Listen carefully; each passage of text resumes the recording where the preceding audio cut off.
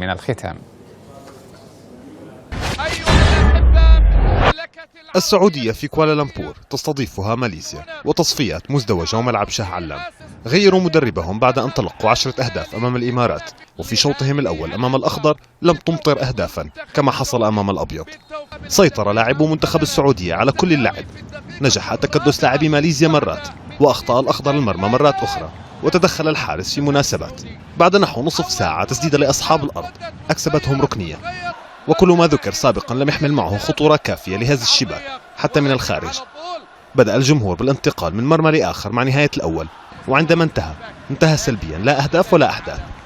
بدأ الثاني بنفس الوتيرة، هجم الماليزيون وأرسلوا عرضية ثم عادوا أدراجهم وتكتلوا، وفان مارفيك أخرج سلمان المؤشر وأدخل فهد المولد عندما كانت الدقيقة 58، ونتيجة المباراة كما بدأت. وبدأت فعليا في الدقيقة 70 عندما سجل أصحاب الأرض هدفا.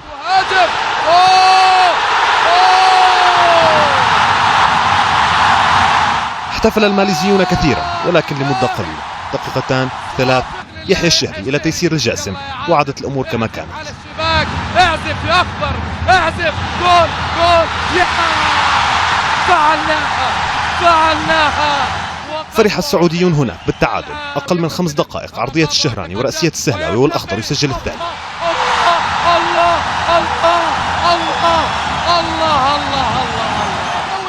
أرادوا هدفا ثالثا، حاولوا، طالبوا، خرج السهلاوي ودخل هزازي. الدقيقة كانت 88، توقف اللعب. الجمهور ترك اللاعبون أرض الملعب واستمر الجمهور على أداء. لم تلعب آخر دقيقتين، السعودية بهدفين وماليزيا